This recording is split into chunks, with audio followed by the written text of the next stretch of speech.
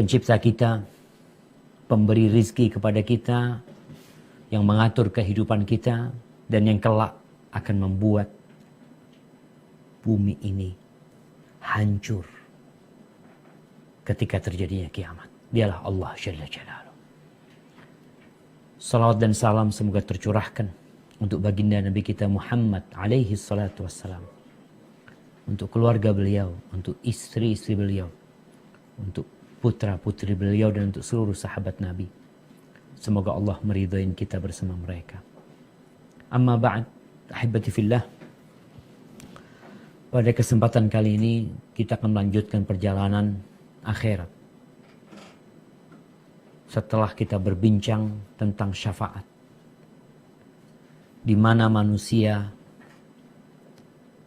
akan didiamkan oleh Allah Jalla Jalaluhu setelah mereka keluar dari kuburan tanpa ada persidangan di sebuah tempat dalam kondisi yang satu hari sama dengan 1000 tahun. Kita bisa membayangkan orang-orang yang ditangkap, yang ditahan, kemudian dia tidak disidang, maka kondisi dia akan tertekan. Dia kebingungan. Berapa vonis yang seharusnya dia dapatkan? Kemana tempat dia sebenarnya? Maka akhirnya mereka meminta syafaat kepada Nabi Adam alaihissalam.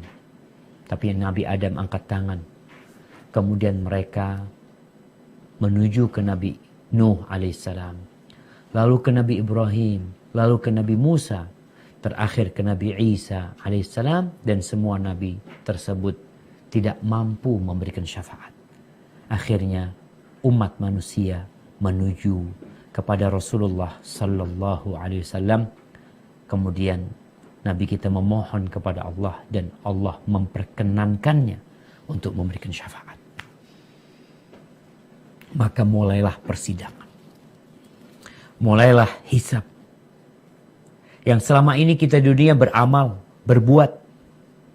Mungkin kebanyakan kita tidak melihat hasil kerjanya. Kalau urusan dunia, kita dapat melihat fulan kerja 10 tahun di Jakarta, pulang punya rumah. Fulan kerja 10 tahun di Malaysia, pulang punya usaha, punya pekerjaan. Fulan tiap hari berangkat ke pasar, pulang bawa fulus. Ada hasil yang dia dapatkan. Tapi kita yang sholat sehari 5 waktu. Kita yang puasa dalam setahun di bulan Ramadan. Mereka yang berangkat haji. Mereka yang mengeluarkan zakatnya. Mereka yang beramal kebajikan. Kok sepertinya tidak ada balasan yang dia dapatkan di muka bumi ini. Ya. Karena sejatinya mereka beramal untuk hari esok. Untuk hari kiamat nantinya. Maka setelah Nabi SAW memberikan syafaat dan Allah menerimanya, dimulailah hisab. Ingat, ada 3 catatan bagi manusia. Ada 3 catatan. Apa aja sih yang selama hidup ini dicatat? Catatan yang pertama, isinya adalah amal-amal soleh yang dikerjakan oleh hamba. Jadi buku kita nanti itu isinya amal soleh. Ada bagian dalam catatan tersebut yang isinya kemaksiatan yang dilakukan oleh hamba. Ingat, ada amal soleh, ada amal kemaksiatan, ada dosa. Jadi engkau melihat kitabmu, ternyata di sini ada amal-amal soleh yang kau kerjakan. Ternyata ada amal-amal keburukan yang kau perbuat. Yang ketiga, ada bagian dari kitab tersebut yang isinya adalah nikmat-nikmat yang Allah berikan kepada. Karena nikmat ini akan ditanyakan juga. Engkau pakai buat apa? Allah Azza wa Jalla berfirman di surat Az-Zalzalah ayat 6 dan 8. Kita bicara tentang hari kiamat. Kita bicara tentang hari akhir. Yang dasarnya adalah Qala Allah, qala Rasul. Firman Allah dan sabda Rasul SAW. Kita nggak pernah tahu tentang kiamat tersebut. Makanya kalau ada orang yang mengatakan, gimana umat Islam ini mengatakan nanti akan terjadi seperti ini, seperti ini. Iya. Kok tahu? Nah, kita nggak tahu. Terus kita dikasih tahu. Yang ngasih tahu siapa? Allah Rabbul Alamin. Engkau percaya nggak sama Allah? Nabi kita Muhammad alaihi salatu wassalam. Nah, silakan dibaca.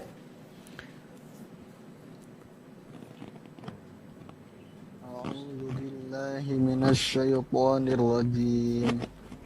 Yauma idzin yasdurun nasu ashtatan liyuraw a'malahum. Faman ya'mal mithqala dzarratin khairan yarah. وَمَنْ يَعْمَلْ مِثْقَالَ ذَرَّةٍ شَرًّا يَرَهُ.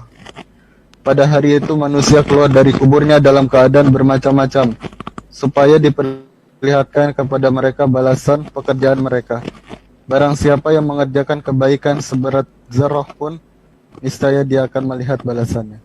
Dan barang siapa yang mengerjakan kejahatan sebesar zarah pun, niscaya dia akan melihat balasannya. Barakallahu fikum. Di ayat ini Allah sebutkan dua.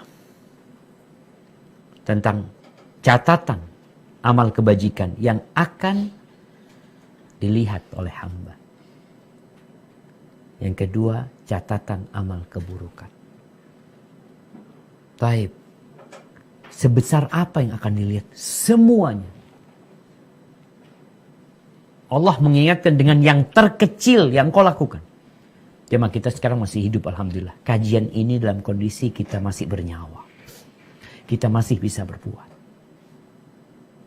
Apa saja yang kau kerjakan seberat semut kecil, engkau akan melihatnya. Oh ini, aku pernah bantu orang, kata dia. Bantu apa? Bantu parkiran orang. Bayangkan. Kadangkala orang lagi mau parkir nih, tempatnya sempit. Anak merasakan, anak melihat ada orang yang bantu memindahkan motor di sebelahnya. Sehingga motor kita bisa masuk. Subhanallah. Engkau akan lihat. Ada orang yang membantu saudaranya dengan menarikkan motornya. Dia mau mundur itu berat kadangkala. Jadi bantuan dia hanya menarik motor dia sehingga dia bisa mundur. Engkau akan dapatkan.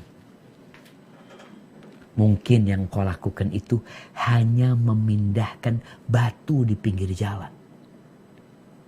Yang akan membahayakan orang yang lewat. Engkau akan mendapatkan balasan. Dan engkau akan mendapatkan dalam bukumu. Mungkin engkau udah lupa, ya Allah, ternyata ada. Ada, jemaah. Nggak ada yang ditinggalkan. Ini amal kebajikan. Keburukan pun seperti itu. Mungkin engkau suudzon sama orang lain. Engkau berburuk sangka sama itu orang. Masuk dalam catatan.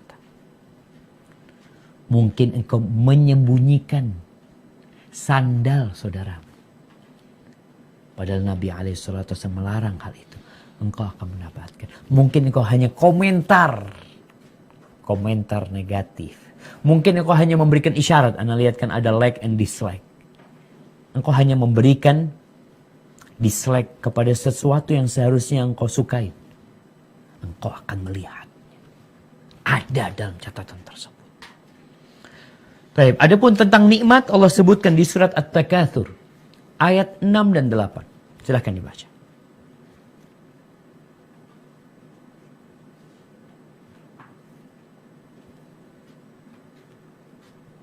La tarawun al-jahim thumma la tarawunnaha 'ainal yaqin thumma la tus'alunna yawma idzin 'anin na'im.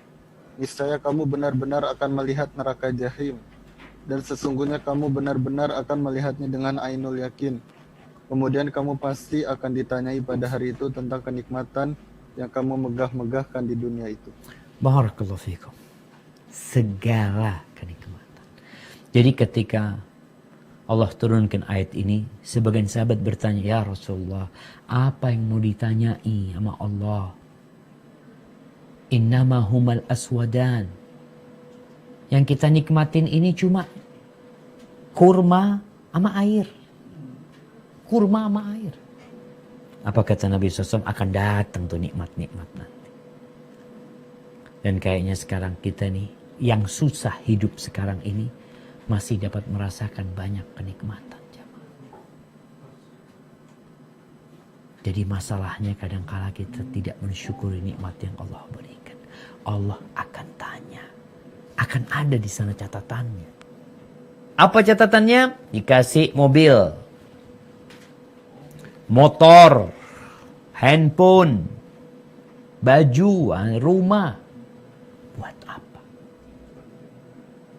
Buat ketaatan kepada Allah atau buat kemaksiatan?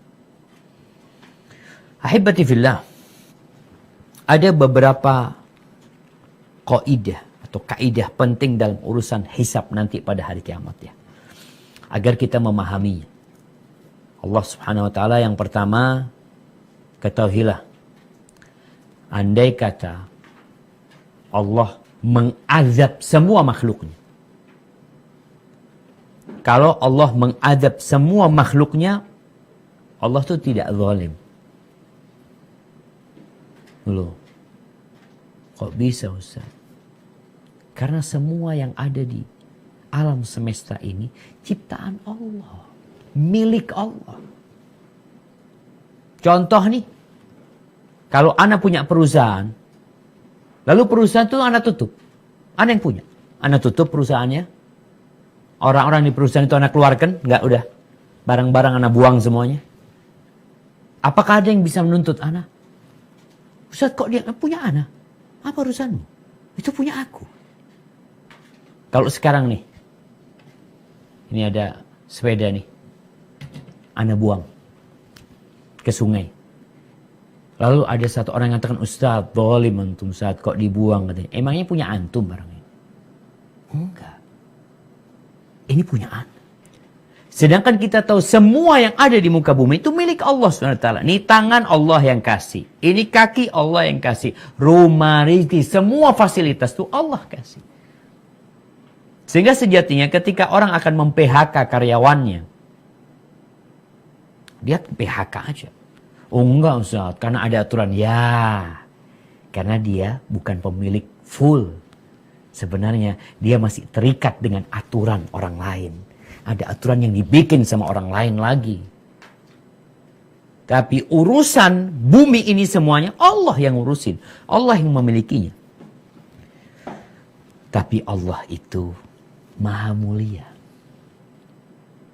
Allah akan memutuskan dengan kebenaran. Allah akan memberikan keadilan. Plus Allah memberikan karunia-Nya. Dan Allah SWT telah menyebutkan kaidah-kaidah penting tersebut yang dengannya Allah akan menghisap hambanya. Sekali lagi jamaah, ini milik Allah. Allah mau apain, dia pemiliknya. Allah nggak ditanya, kenapa dia melakukan itu? Lalu Allah yang menciptakan. Kenapa Allah menghancurkan gunung yang di sana? Allah yang punya. Kenapa Allah mematikan binatang-binatang di sana? Allah yang menciptakannya.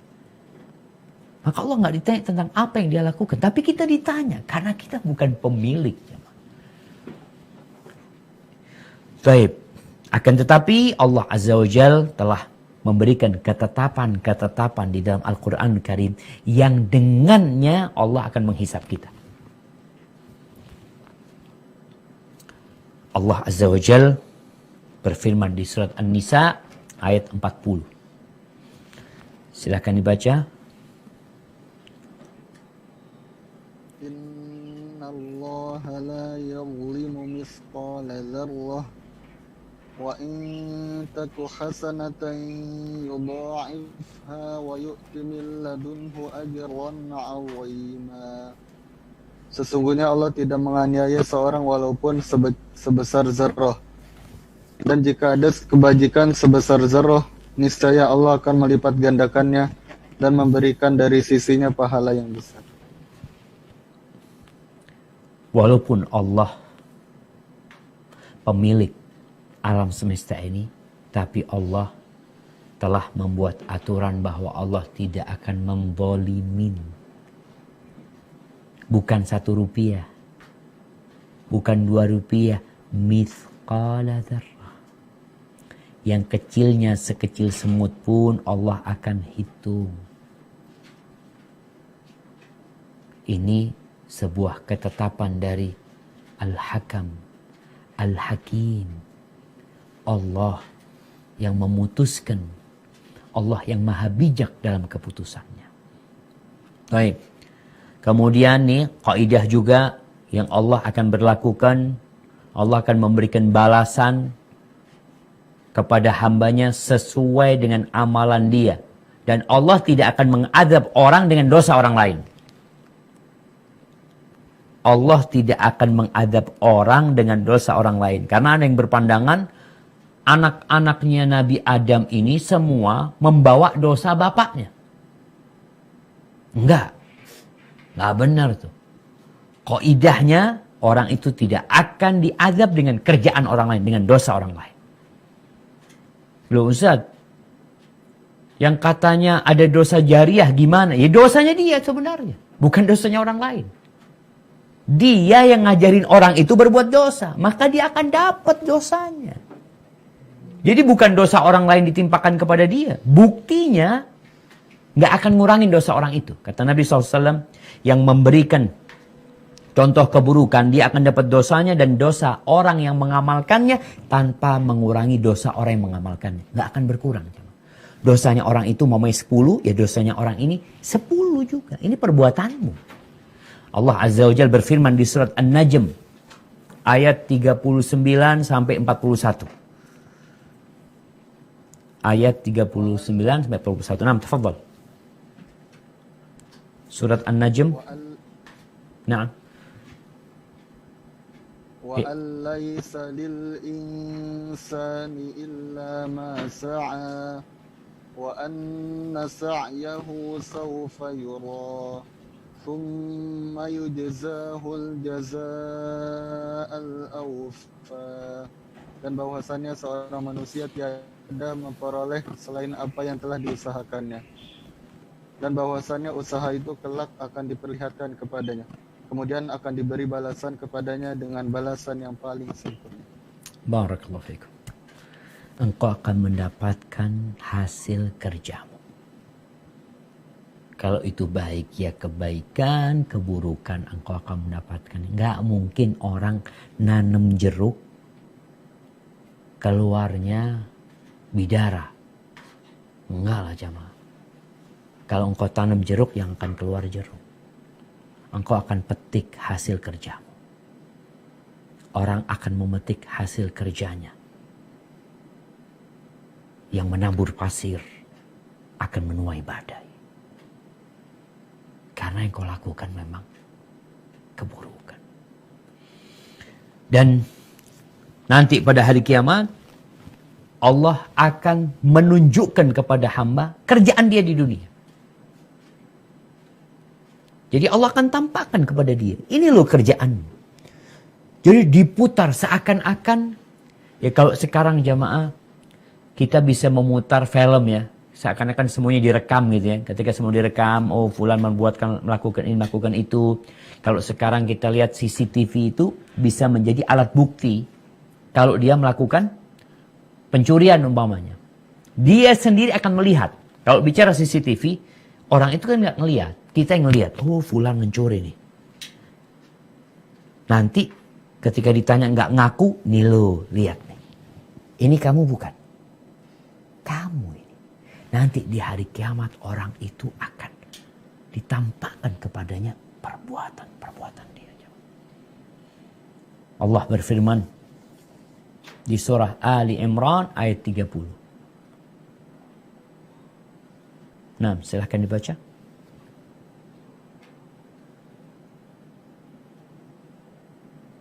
Surah Ali Imran ayat 30.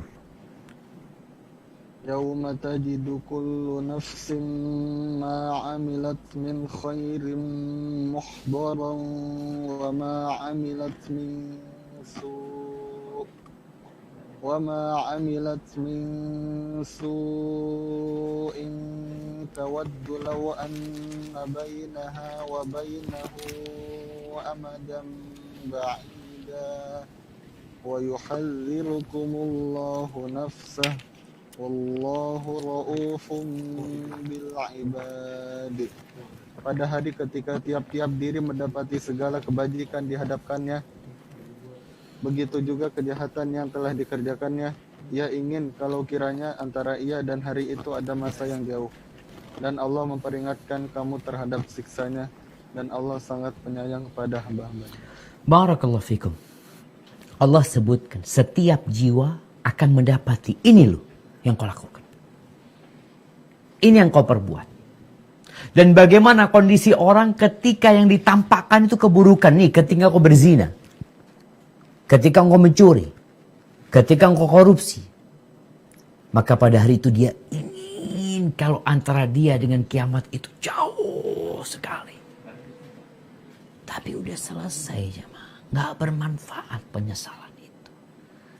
Kalau di dunia orang bisa merubah, BAP itu bisa dirubah. Ya, orang tinggal ya melakukan ini dan itu. Kadang-kala kita ngelihat koruptor aja masih bisa kabur. Ada yang bisa sembunyi. Kalau nggak salah sekarang itu siapa? Masuku. Harun Masuku. Hilang tuh. Belum ketahuan. Di mana nih orangnya? Mau disidang gimana? Kejahatannya udah ketahuan, orangnya nggak ada. Tapi pada hari itu jamaah, nggak ada orang mau sembunyi. Allah persilahkan. Engkau mau kabur kemana silahkan. Semuanya kerajaan Allah subhanahu wa ta'ala. Dan engkau akan mendapatkan. Ini kerjaan. Ahibati fillah, termasuk kaidah penting dalam hisab nanti pada hari kiamat. Allah melipat gandakan amal soleh.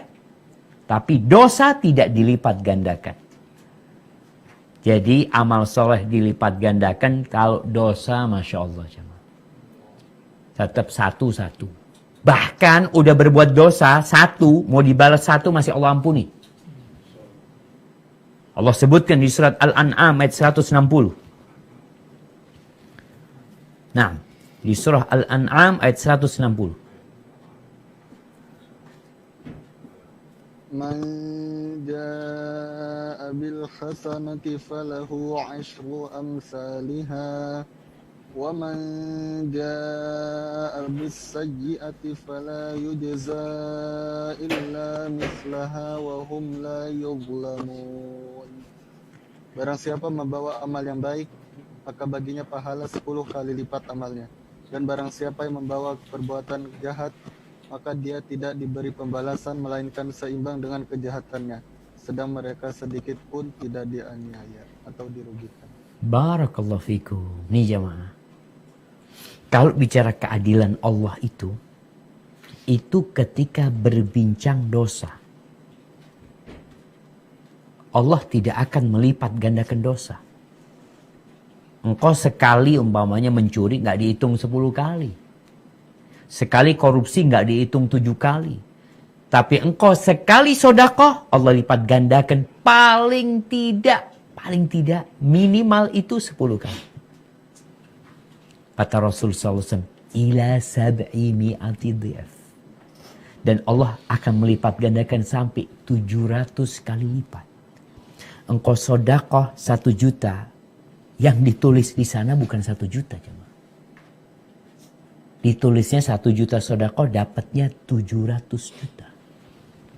Bayangkan. Tapi engkau mencuri 1 juta, nggak ditulis 2 juta, enggak. Ini kaidah penting dalam hisab pada hari kiamat. Oleh karena itu, kalau mungkin kita membaca hadis Nabi SAW ya, tentang seorang yang membawa 1 ekor onta, penuh dengan pelananya, lengkap, udah mau dibawa perang. Dia mengatakan kepada Rasulullah sallallahu alaihi wasallam, hadhihi fi sabilillah. Ini onta untuk berjihad di jalan Allah. Apa kata Nabi SAW? Nih penghitungannya gimana nih? Laka biha yaumal qiyamah 700 naqah kulluha makhtumah. Engkau kelak akan mendapatkan balasan Dari 1 ekor onta ini 700 ekor onta. Semuanya pakai pelana. Artinya hitungannya, karena ini pakai pelana, balasannya 700 kali lipat pakai pelana semuanya. Ana dulu nggak kebayang jamaah, kenapa pakai pelana kok sepertinya ada nilai khusus. Tapi setelah Ana punya kuda, Ana baru tahu ternyata harga pelana itu mahal. Bagaimana ketika pelana itu pelana untuk perang? Kadangkala harga pelananya itu hampir dekat sama harga kudanya. Makanya Nabi SAW mengatakan, engkau akan mendapatkan balasan 700 ekor onta. Semuanya pakai pelana. Di catatannya 700 ekor onta. Di timbangannya bukan 1 ekor onta. Nanti kan akan ditimbang lagi. Kita masih belum bicara mizan. Tapi di timbangannya nanti 700 ekor. Ya Rabb, betapa rahmatnya Allah itu jamaah. Maka di antara nama Allah itu Asy-Syakur. Asy-Syakur itu maknanya yang berterima kasih kepada hambanya. Yang membalas satu perbuatan dibalas 10 kali, 700 kali, subhanallah. Maka ini kaidah penting. Baik, ada kaidah lain yang berkaitan dengan hisab pada hari kiamat. Orang-orang yang bertobat, dosa-dosanya itu dirubah jadi pahala. Jadi ini orang, kan dalam catatannya tertulis, dia melakukan dosa. Membunuh, seperti kisah mungkin yang membunuh 100 orang. Tapi kan udah tobat. Terus catatannya gimana? 0 dia. Jadi mamanya 100 dosa ditulisnya 0. Enggak ternyata. Terus tulisnya apa? Ditulisnya 100 kebaikan. Jadi dosa-dosa itu diganti kebaikan. Allah sebutkan di surat Al-Furqan ayat 70. Nah.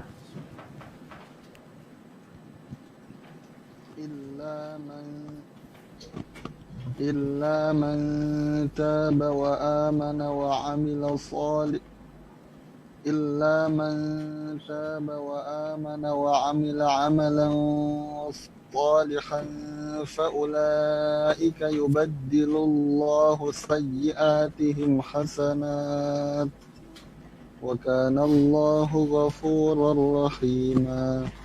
Kecuali orang-orang yang bertaubat, beriman dan mengerjakan amal soleh, maka itu kejahatan mereka diganti Allah dengan kebajikan, dan adalah Allah Maha Pengampun lagi Maha Penyayang. Barakallahu fikum. Ini jamaah, sebuah kaidah penting. Tobat itu menghapuskan yang lalu. Menghapuskan dosa-dosamu. Tapi tatkala engkau bertobat dan beramal soleh. Artinya ketika bertobat lalu dia menjadi orang baik. Maka dosa-dosa dia yang lalu itu akan dirubah jadi kebaikan. Makanya kalau ada orang mengatakan, ya Allah Ustaz, dosa apa yang tidak anak kerjakan dulu Ustaz. Ya, semoga Allah ngampuni. Kalau engkau benar bertobat, akan dicatat semua dosamu dengan kebaikan. Kemudian kaidah dalam penghitungan hari kiamat nanti juga, dosa-dosa kecil itu akan dihapuskan. Bagi siapa? Bagi orang yang menjauhi dosa besar. Jadi punya 10 dosa kecil karena dia nggak melakukan dosa besar, akan dihapus tuh nantinya jemaah. Sebagaimana firman Allah di surat An-Nisa ayat 31. In tajtanibu kaba'ira ma tunhauna anhu nukaffir ankum sayyi'atikum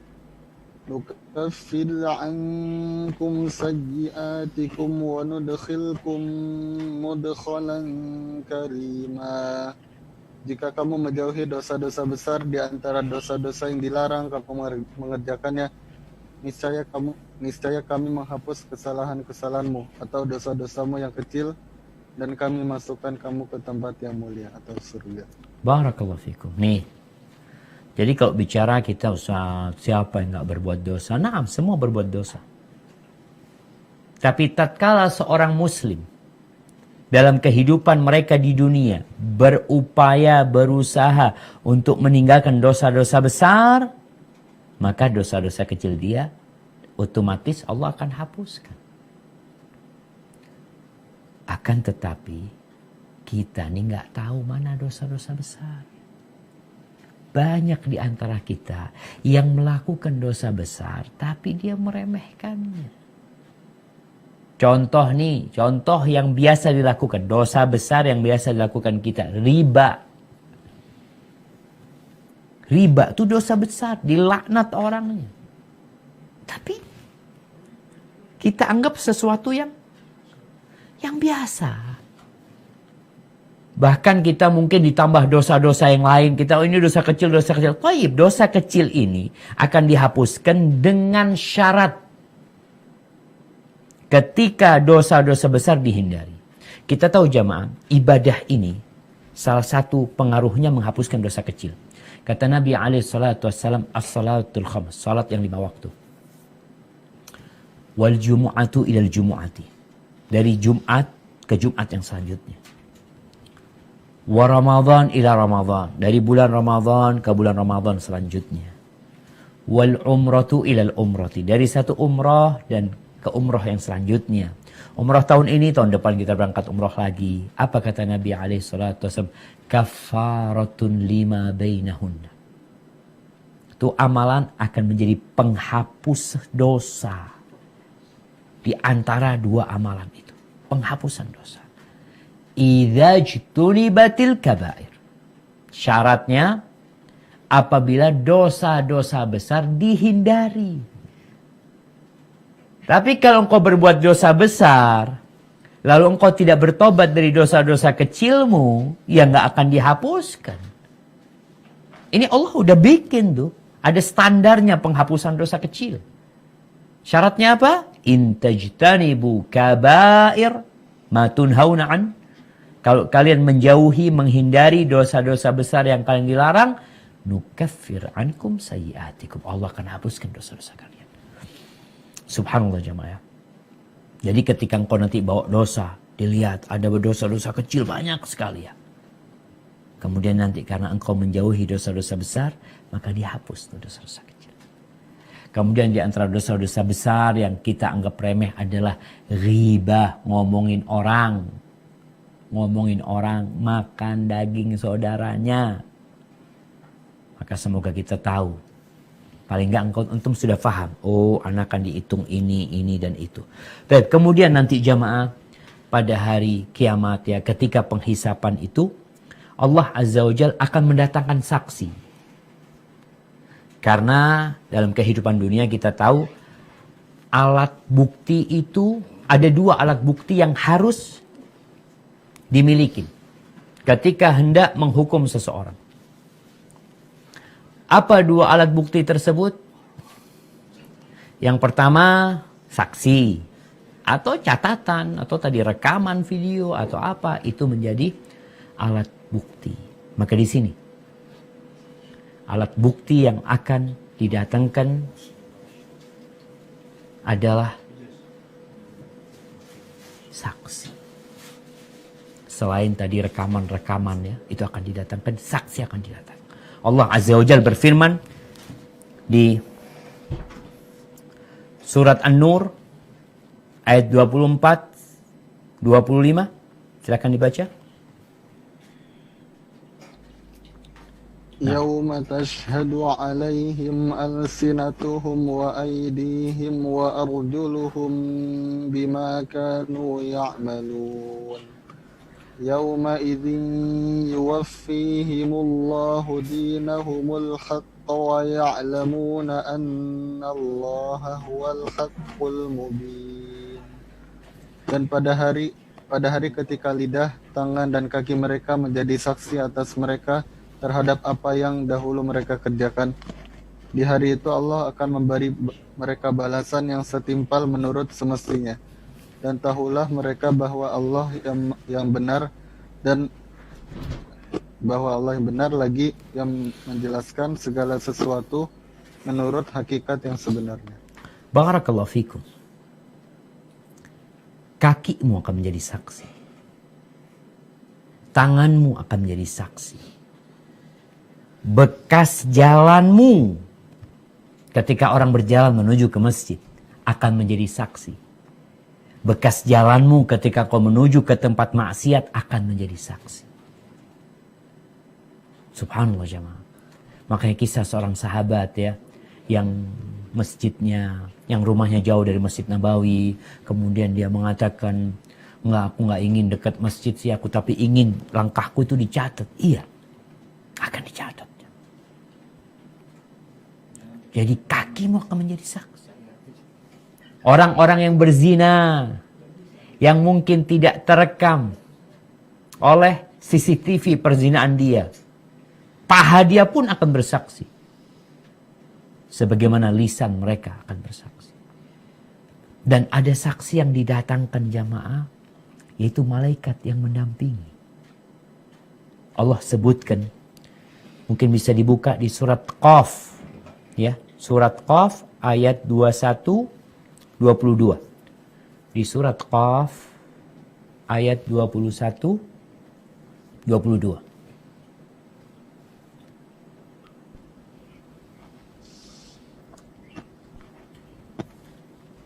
وجاءت كل نفس معها سائق وشهيد لقد كنت في غفلة من هذا فكشفنا عنك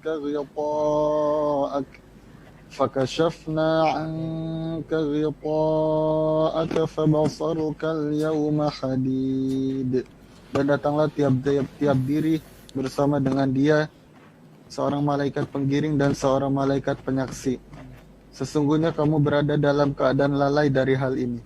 Maka kami singkapkan daripadamu tutup yang menutupi matamu. Maka penglihatanmu pada hari itu amat tajam. Barakallahu fikum jemaah. Subhanallah. Jadi nanti ketika mau disidang, dia keluar dari kuburannya, kemudian menanti di masa yang panjang, lalu mulai masuk ke persidangan.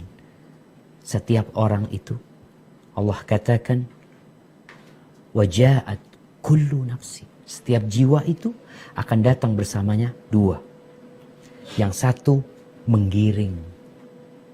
Mungkin untuk melihatnya orang-orang yang sedang dibawa ke tempat sidang itu dibawa, ada yang bawa. Yuk, dikasih tahu ruangan sidangnya, tempat sidangnya, masuk ke sana. Dan bersama dia saksi. Saksi itu bisa saksi yang memberatkan, bisa saksi yang meringankan. Karena kalau kita bicara saksi, nggak semuanya memberatkan. Apalagi kalau dia beramal soleh, enggak. Dia akan belain. Bosnya dia nih orang soleh, orang baik. Tapi ketika orang ini orang jahat, nih saksinya bersama dia. Nih malaikat nggak pernah pisah sama dia. Kalau kita mungkin menyimak hadis Nabi SAW, bahwasanya malaikat tidak masuk ke dalam rumah yang ada anjing dan gambar yang bernyawa. Lalu jangan engkau berpikir, malaikat jadi saksi ini nggak ikut masuk gitu. Yang nggak masuk itu malaikatur rahmah. Malaikat-malaikat yang membawa rahmat. Tapi kalau malaikat menjadi saksi akan terus bersama. Dan dia akan mencatat dan melaporkannya. Bukan hanya melaporkan catatannya, tapi dia hadir. Pasang badan. Saya menyaksikan ketika dia berbuat. Subhanallah syama'ah. Taib. Ahibati fillah. Dan proses sidang itu sangat-sangat menyeramkan. Bagaimana Allah Azza wa Jalla menggambarkannya. Orang itu ditimpa ketakutan. Bagaimana ketika nanti kitab itu dibagikan. Dengan kondisi yang bermacam-macam manusia menerimanya. Allah sebutkan di surah Al-Hajj ayat 1 dan 2. Ada banyak ya Allah menyebutkan dalam Al-Quran itu. Di beberapa ayat. Ada di surat umpamanya di surah Al-Kahfi ayat 46, 48, 49. Ada di surat Al-Jathiyah ayat 27, 28. Ada di surah Az-Zumar ayat 69, 70. Ada di surah Al-An'am ayat 94. Yang kita akan baca yang di surah Al-Hajj ayat 1 dan 2. Nam tafadhal. يا أيها الناس اتقوا ربكم إن زلزلة الساعة شيء عظيم يوم ترونها تذهل كل مرضعة عما أرضعت وتضع كل ذات حمل حملها وترى الناس سكارى وما هم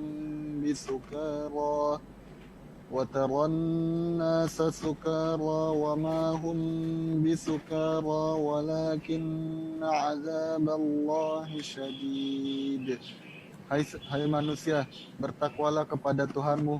Sesungguhnya kegoncangan hari kiamat itu adalah sesuatu kejadian yang sangat besar atau dahsyat.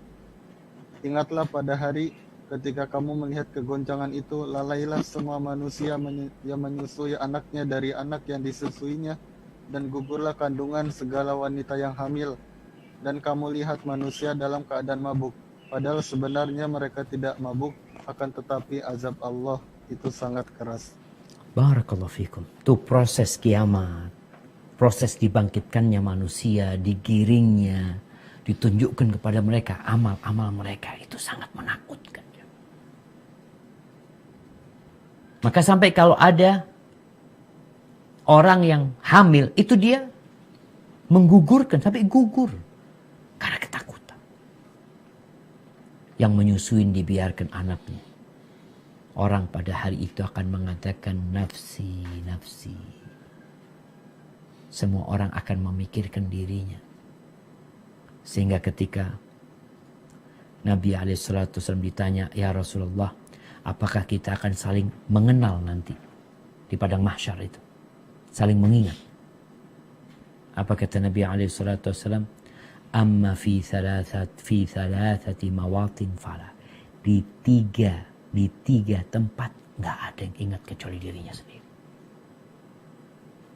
Yang pertama, ketika dibagikan kitab, orang hanya memikirkan dirinya, nggak mikir bapaknya.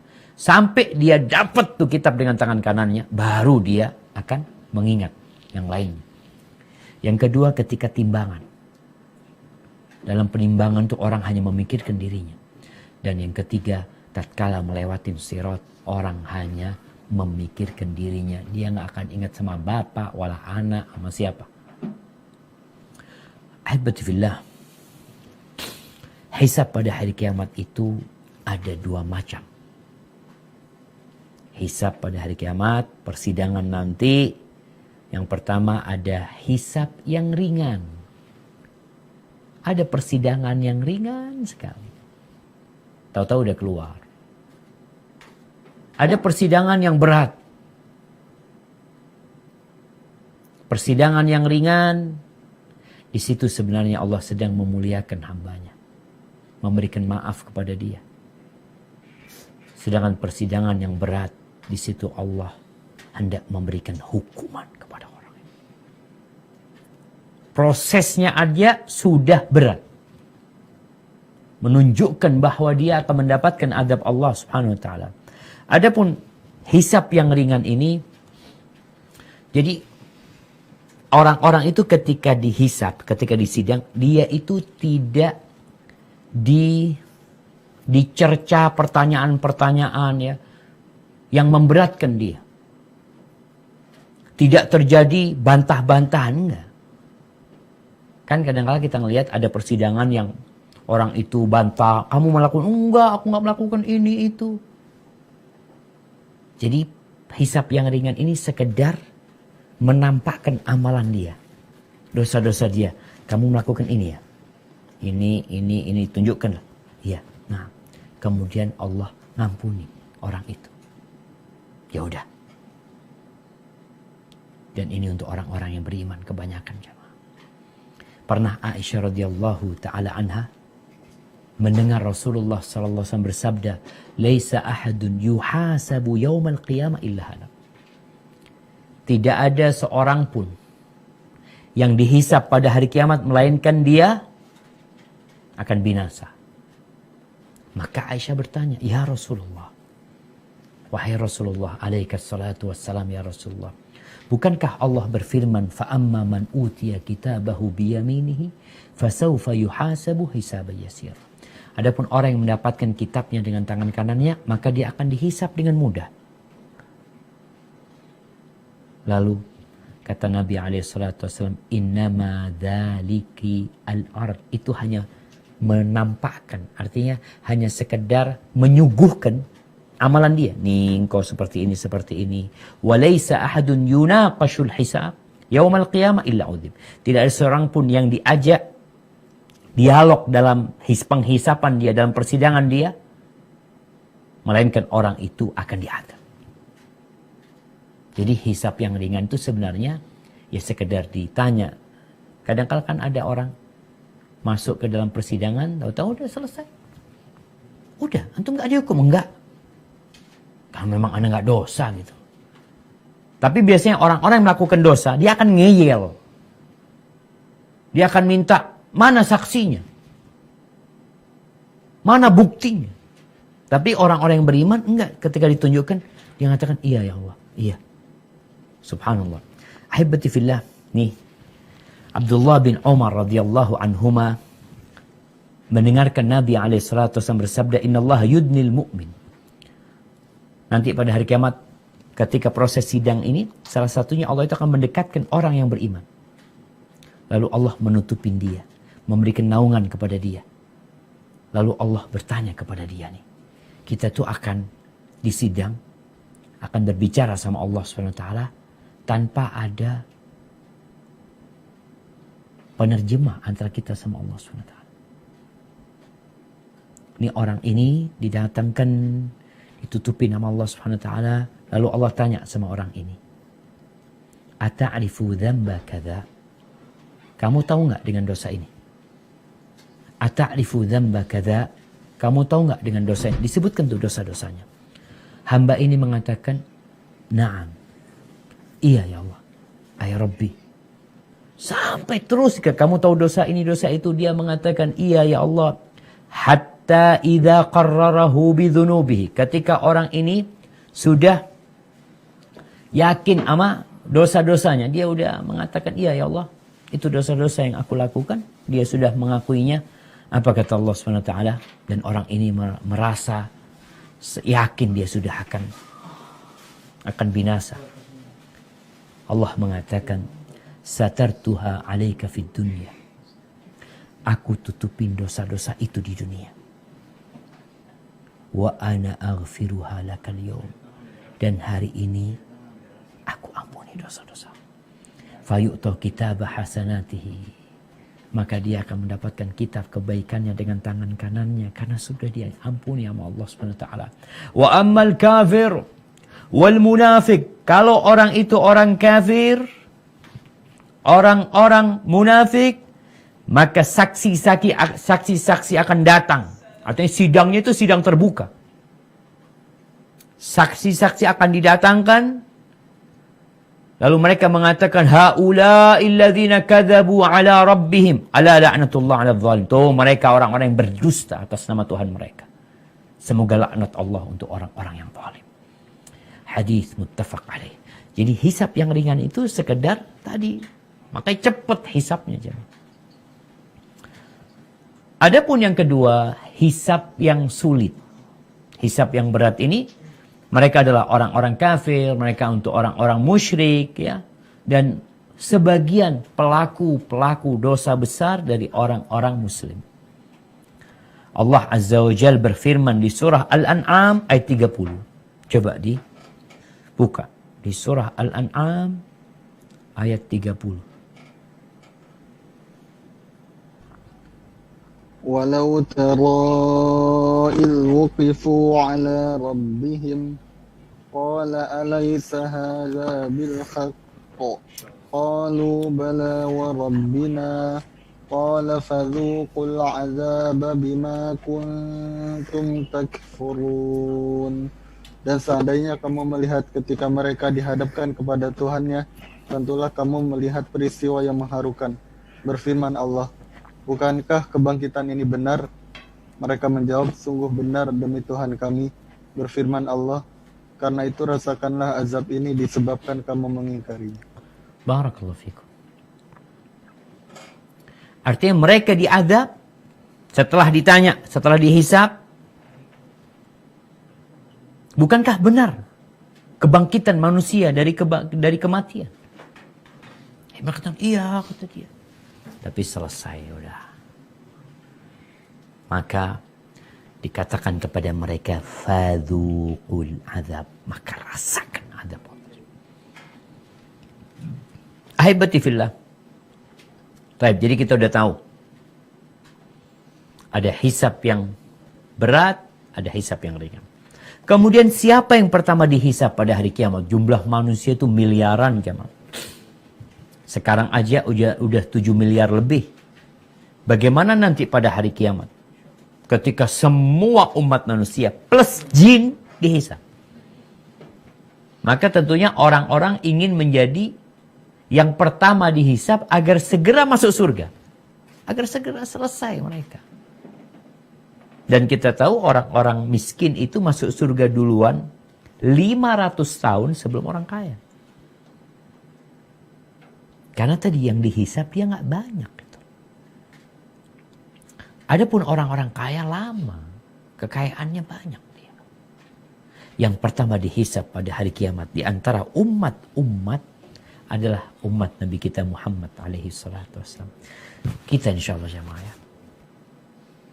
Sebagaimana dalam hadis yang diriwayatkan Imam Bukhari dan Muslim.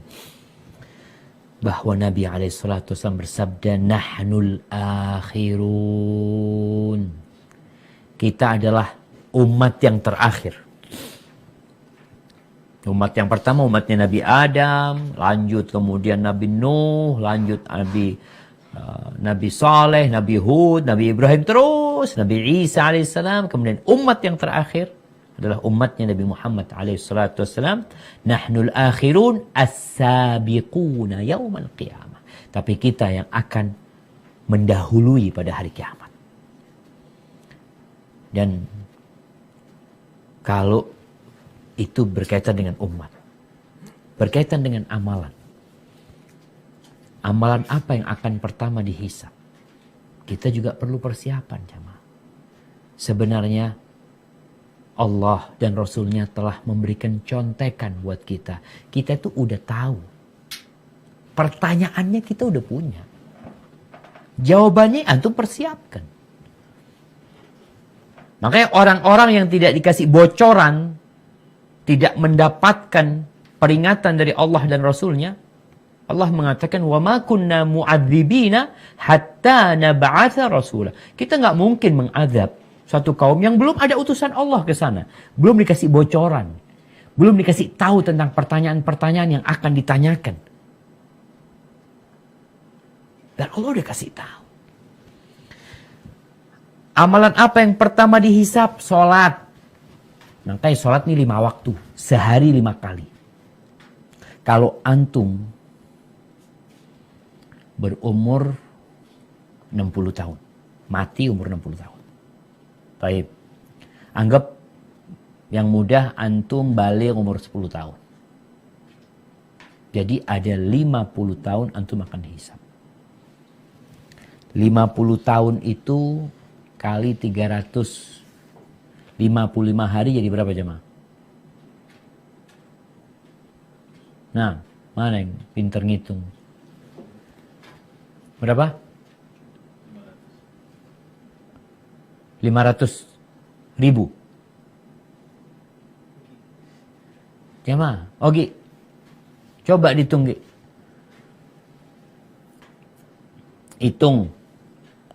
50 tahun berapa hari? Lalu dikali 17 rakaat.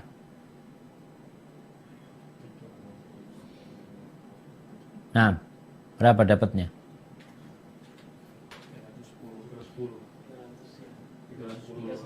306 Ustaz. 300.000. 306.000. Iya, 300. 306.000. Ini harinya apa? Ini sholatnya. Rokaatnya nih. Sholatnya. Rokaatnya. Betul. Itu yang pertama akan dihisab. Antum punya waktu 50 tahun Antum kerjakan dengan benar enggak? Maka kata Nabi SAW, awwalu ma yuhasabu bihil abdu yaumal qiyamah.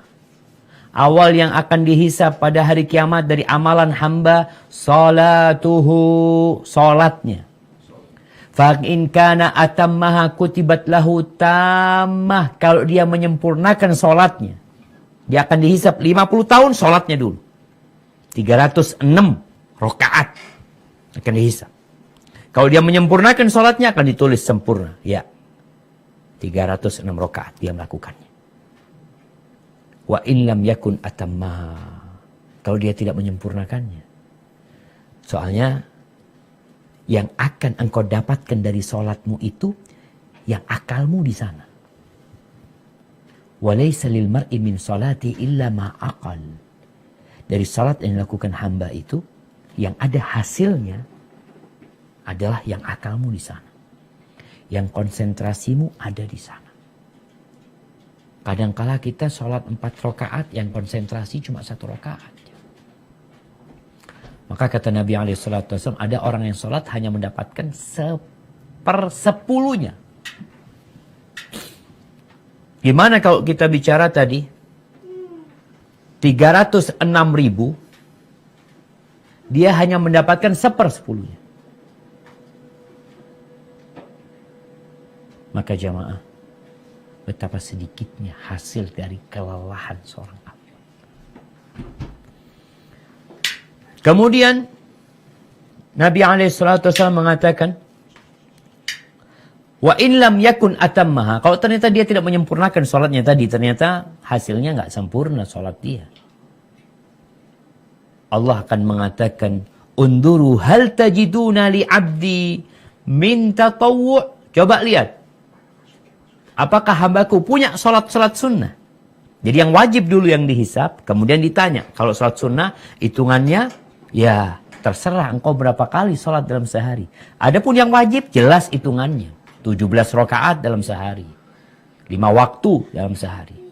Kalau ternyata dia nggak sempurna, maka akan ditanyakan, dia punya sholat sunnah nggak? Fatukmiluna biha faridatahu. Agar yang wajib ini disempurnakan. Ada kekurangan hamba sholat itu bukan kekurangan pahalanya, tapi kekurangan jumlahnya memang kurang. Kalau dikatakan tadi, dari umur 10 tahun sampai 50 tahun, 60 tahun, dia punya kewajiban sholat 306.000 rakaat. Ternyata dia ada fase 10 tahun nggak sholat. Ada orang yang nggak sholat. 20 tahun nggak sholat. Ada yang nggak sholat 40 tahun nggak sholat. Setelah itu dia tobat. Gimana tuh? Kan catatannya kurang dia. Maka memang kalau kita lihat ada sebagian ulama, bahkan jumhur ulama mengatakan harus diqadha. Harus diganti tuh sholat wajib yang dia tinggalkan. Walaupun kalau dibicarakan dapat pahala apa enggak, dia melakukannya di luar waktunya. Dia tetap akan mendapatkan hukuman sebenarnya. Tapi itu saya rasa membayar utang.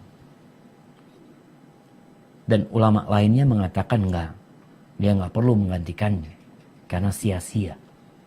Udah di luar waktunya. Apa yang perlu dilakukan? Bertobat kepada Allah. Dan memperbanyak amal sunnah. Perbanyak amal sunnah. Antum tinggal pikirkan tuh. 10 tahun antum enggak sholat itu utangnya berapa banyak. Nanti kan akan ditulis kurang 10 tahun dia sholatnya. Bagaimana menyempurnakannya? Dengan sholat sunnah dia. Thumma zakah. Kemudian setelah sholatnya dihisab zakat. Sekarang fulus. Engkau bayar nggak zakatmu dengan baik? Oh ternyata kurang dia bayar zakat. Jamaah rahimakumullah, kalau bayar zakat nih. Orang kalau punya uang 100 miliar. Zakatnya berapa banyak? 2,5 miliar. Banyak apa dikit jamaah? Banyak apa dikit? 2,5 miliar itu banyak atau dikit? Dikit, Ustaz. Banyak apa dikit? Dikit. Dikit lah. Kalau kita melihat kepada sisanya sedikit, 2,5% itu. Masalahnya antum melihat kepada 2,5 M-nya. Ya Allah.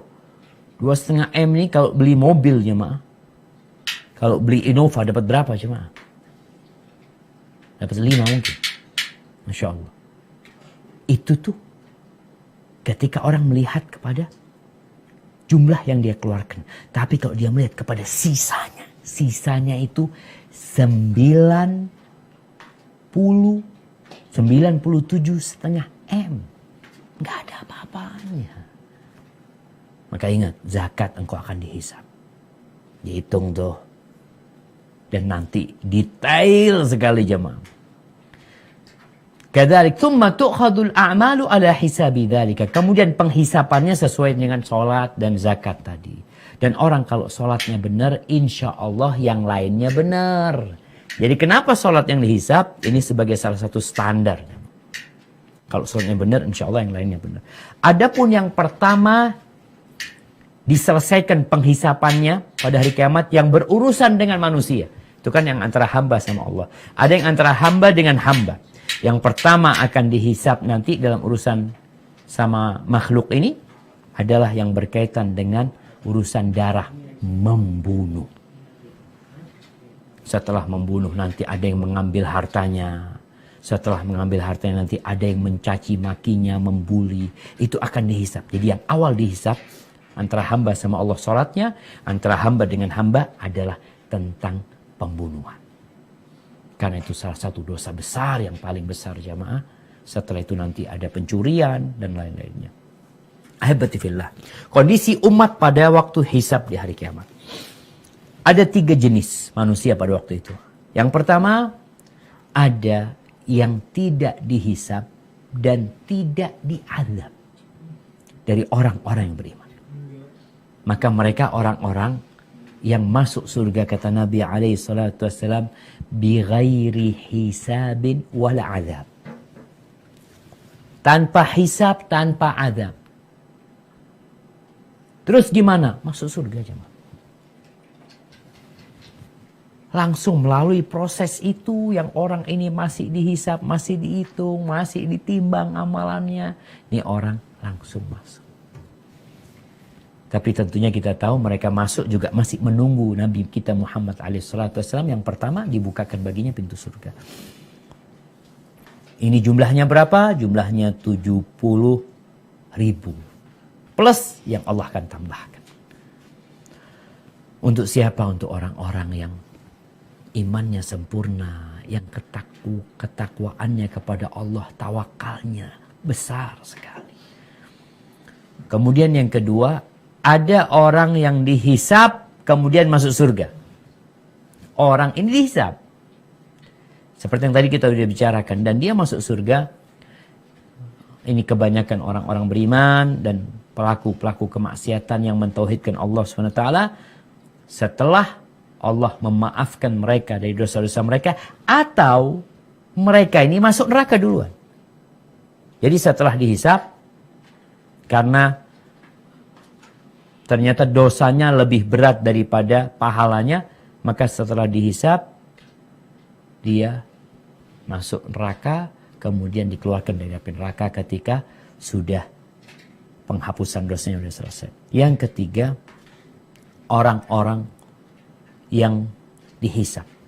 Ditunjukkan kepada mereka amalan-amalan mereka hanya sekedar untuk memberatkan siksa buat mereka.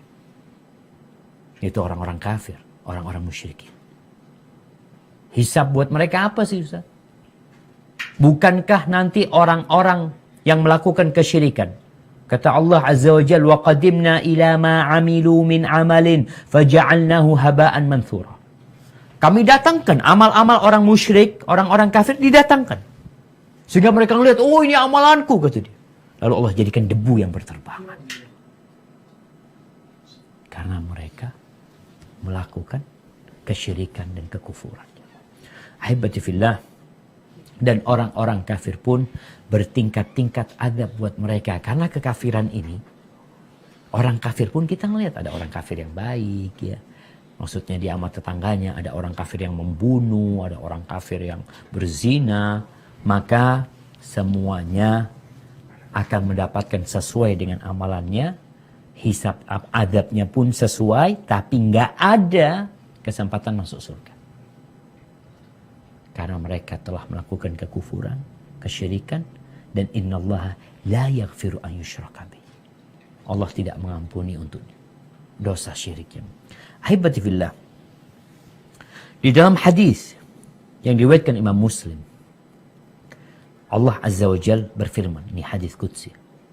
Apa kata Allah? Ya ibadi, wahai hamba-hambaku, innama hiya a'malukum uhsiha lakum. Itu amalan kalian. Amalan kalian. Aku mencatatnya untuk kalian. Thumma uwaffikum uhsiha lakum, thumma uwaffikum iyaha. Aku catat, kemudian aku akan berikan balasan sesuai dengan yang kau kerjakan. Faman wajada khairan falyahmadillah. Barang siapa yang mendapatkan kebaikan ya Allah, dia kemudian masuk surga, hendaklah dia memuji Allah SWT. Jangan ujub sama dirinya. Sampai nanti pun jangan ujub sama dirinya. Wa man wajada ghaira dzalika fala yalumanna illa nafsah. Barang siapa yang mendapatkan keburukan dalam catatannya, mendapatkan adab Allah nantinya, jangan mencela orang lain. Jangan mencela kecuali dirinya sendiri. Oh, aku gara-gara kawanku. Oh, aku gara-gara pemimpinku, gara-gara komandanku. Jangan cari kambing hitam. Terus siapa yang dicela? Dirimu sendiri.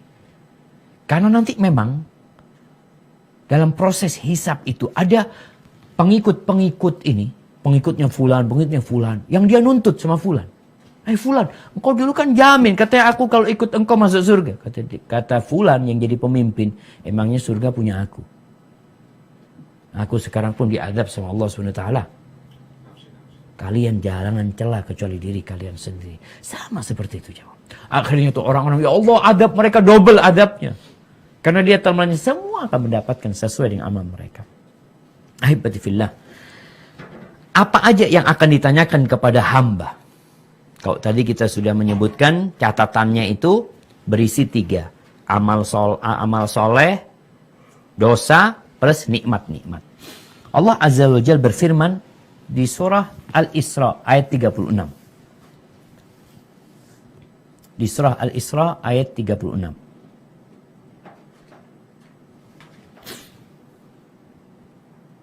Nah, silakan dibaca.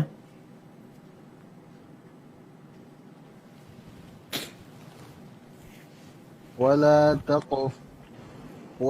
تقف ما ليس لك به علم إن السمع والبصر والفؤاد كل أولئك كان عنه مسؤولا. Dan janganlah kamu mengikuti apa yang kamu tidak mempunyai pengetahuan tentangnya. Sesungguhnya pendengaran, penglihatan, dan hati, semuanya itu akan diminta pertanggungjawaban. Barakallahu fikum. Nih, yang akan ditanya. Allah sebutkan, pendengaranmu akan ditanya. Apa yang kau dengarkan selama ini? Penglihatanmu akan ditanya. Kamu lihat apa? Hatimu akan ditanya. Karena hati ini kalau baik, semuanya jadi baik ya. Maka persiapkan kita. Kita udah dikasih sama Allah nih. Ancer-ancernya. Oh nanti nih. Ini akan ditanya, ini akan ditanya, dan hati akan ditanya. Maka Nabi SAW berdoa. Allahumma inni a'udzubika min syarri sam'i. Ya Allah, aku minta perlindungan kepadamu dari keburukan pendengaranku. Wa basari, dan mataku. Wa lisani, dan lisanku. Wa qalbi, dan hatiku. Dan minta perlindungan dari keburukan kemaluanku. Itu doa Nabi SAW. Kemudian di antara yang akan ditanyakan pada hari kiamat. Nanti, ini bocoran nih, kau akan ditanya tentang apa? Kata Nabi SAW, yang akan ditanya, umurnya dipakai apa? Waktu. Engkau dikasih waktu nih, momentum. Fulan umurnya 40 tahun. Fulan umurnya 50 tahun. Fulan umurnya 70 tahun. Fulan umurnya cuma 20 tahun. Dipakai apa tuh umurnya? Akan ditanya. Tentunya kembali bahwasanya hisab itu, malaikat itu mencatat ketika anak itu balik. Sebelum balik, catatan malaikat diangkat. Belum nih. Setelah balik mulai proses itu dicatat. Kemudian akan ditanya tentang umurnya, dipakai apa. Wa an ilmihi, akan ditanya tentang ilmunya. Buat apa ilmunya?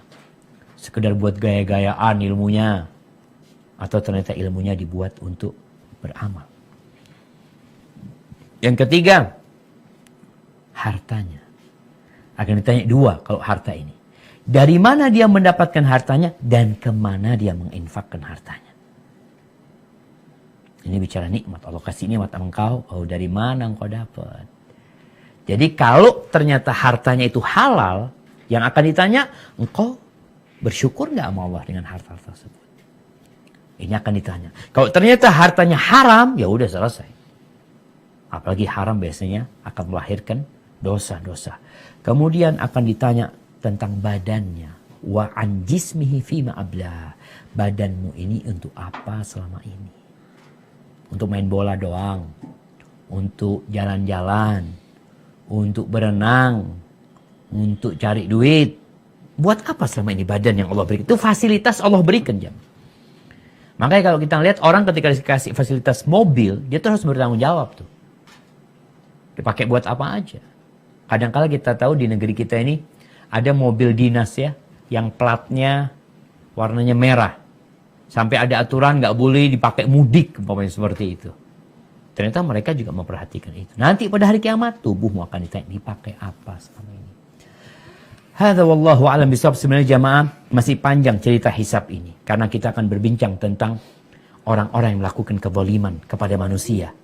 Nanti akan ada hisabnya sendiri. Bagaimana orang-orang menuntut dia pada persidangan tersebut. Nanti juga bagaimana pembagian rapot ini. Kondisi manusia bagaimana pada waktu itu. Mereka mendapatkan kitab dengan tangan kanannya. Yang mendapatkan kitab dengan tangan kirinya. Ada yang di balik punggungnya. Insya Allah kita akan lanjutkan pada perjumpaan yang akan datang. Mungkin kita masuk ke sesi tanya jawab. Nah, Anda persilahkan, Ogi. Jazakumullah khairan. Mengucapkan pada Ustaz Dr. Syafiq Riza Basalamah LCMA Hafizahullah Ta'ala atas materi yang telah disampaikan. Kemudian kita masuk ke sesi tanya jawab. Pertanyaan pertama, Bismillah, saya ingin bertanya bagaimana hukum hisabnya apabila sebuah badan sosial menimbun barang-barang infak yang belum disalurkan. Apakah orang-orang yang mengurus badan sosial tersebut dari ketua sampai anggotanya menanggung hisab dari infak tersebut? Syukron, jazakallah khair. Barakallahu fikum jamaah. Ya. Berkaitan dengan pertanyaan yang ditanyakan. Ketika mereka menimbun barang-barang ya. Mungkin barang-barang yang bermasalah, barang-barang sengketa. Bagaimana hisabnya? Siapa yang dihisab? Tentunya yang dihisab pemegang kebijakan. Nabi SAW mengatakan kullukum ra'in wa kullukum mas'ulun an ra'iyati. Kalian semua pemimpin. Kalian akan ditanya apa yang kalian pimpin. Sampai kita tahu orang tua, bapak itu akan ditanya tentang bagaimana dia di rumah. Tentunya semua yang di dalam situ pun akan mendapatkan pertanyaan. Tapi pemegang kebijakan dia yang menentukan. Dia yang mengatakan ini boleh diapain atau tidak diapain ya. Tinggal nanti pemegang kebijakan ini ikut aturan siapa. Aturannya lagi nanti yang membuat akan ditanya. Jadi sangat detail sekali hisab pada waktu hari itu. Dan tugas kita tatkala kita menjadi pemegang kebijakan dan kita tahu yang dilakukan tidak benar, maka kita perlu mengingkari kemungkaran tersebut. Dengan cara kita menyampaikan dengan lisan kita dengan cara yang baik. Artinya kan tadi pendengaran, penglihatan, hati akan ditanya. Apakah engkau pada waktu melihat kemungkaran tersebut, engkau mendiamkannya dan engkau tidak mengingkari dengan hatimu, hati akan ditanya nanti jamaah. Hadza wallahu a'lam bishawab. Nah.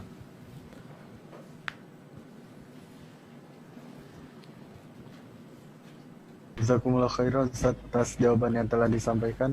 Kemudian kami persilakan pada Ukhti Nur untuk men-unmute suaranya. Tafadholi. Bismillah, aku Ustaz izin bertanya, Nah. bagaimana bila ada mahasiswi yang kuliahnya di jurusan umum, lalu dia juga mengambil akademi online syar'i, mempelajari ilmu syar'i, yang akhirnya tuh kuliah yang aslinya gitu ya, maksudnya yang negerinya itu malah jadi terhambat 1 semesteran gitu. Apakah itu merupakan aib atau kekurangan karena khawatir orang tuanya juga kecewa gitu karena nggak kayak teman-teman yang lain. Afwan, terima kasih.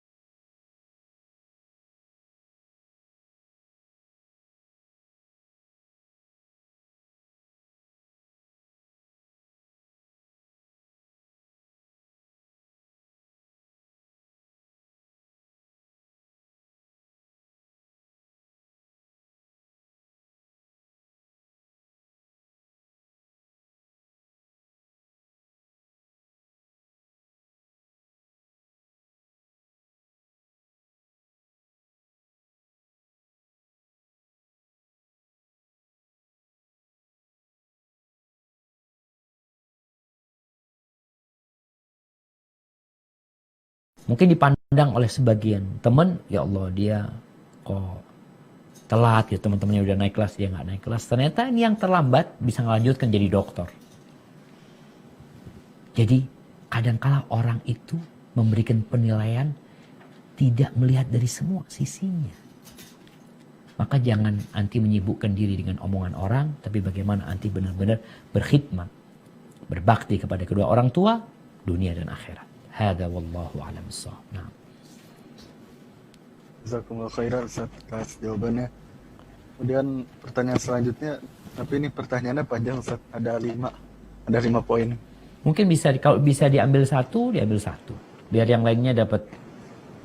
Tapi kalau nggak bisa, karena pertanyaannya nyambung gitu. baik, tafadhol. Kalau dikira penting silahkan. Nah, pertanyaannya, Barakallahu fiik Ustaz. Apabila seorang anak gadis balik yatim lulusan pondok tahfiz salaf sudah hafal Al-Quran sekitar 10 juz di usia 19 tahun memilih untuk tinggal bersama adik ayahnya atau pamannya yang kaya raya tapi belum bermanhaj salaf. Lalu dia memutuskan hubungan silaturahim dengan ibu kandungnya yang keadaan ekonominya sangat sederhana. Tidak pernah telepon, WA atau datang ke rumah ibunya, walau ibunya sudah berusaha datang menjemputnya atau meminta pamannya agar menasihati anak itu. Tapi sudah hampir 2 tahun tetap tidak ada komunikasi antara anak dan ibu kandungnya. Pertanyaannya, apakah secara syariah anak gadis yatim balik memang sudah bebas memilih untuk tidak tinggal bersama ibunya dan memilih tinggal bersama pamannya, atau masih merupakan hak ibunya? Ketika dia akan menikah nanti, apakah boleh dinikahkan saja oleh adik dari ayahnya itu walau calon suaminya tidak dirisi ibunya? Barakallahu fikum. Bapaknya masih ada, kayaknya nggak ada. Yatim tadi katakan ya. Siap. Barakallahu fikum. Nah, jamaah. Nih ya buat teman-teman yang belajar Al-Quranul Karim. Ketahuilah berapa banyak orang yang membaca Al-Quranul Karim dan Al-Quran itu melaknat dia. Kita tahu Al-Quran ini akan datang pada hari kiamat. Kalau kita bicara hisab, Al-Quran ini akan datang pada hari kiamat memberikan syafaat. Tapi Al-Quran akan datang juga pada hari kiamat sebagai penggugat. Kenapa aku tidak engkau baca? Kenapa engkau tidak amalkan? Seperti yang kita lihat nih. Kalau tadi dia seorang yang sudah hafal 10 juz. Dia tahu kewajiban dia berbakti kepada orang tuanya. Dia tahu bahwasanya kalau orang tuanya kafir, kalau orang tuanya musyrik, tuh anak tetap wajib berbakti sama orang tuanya. Yang nggak boleh dia lakukan mentaatin orang tuanya dalam kemaksiatan kepada Allah SWT.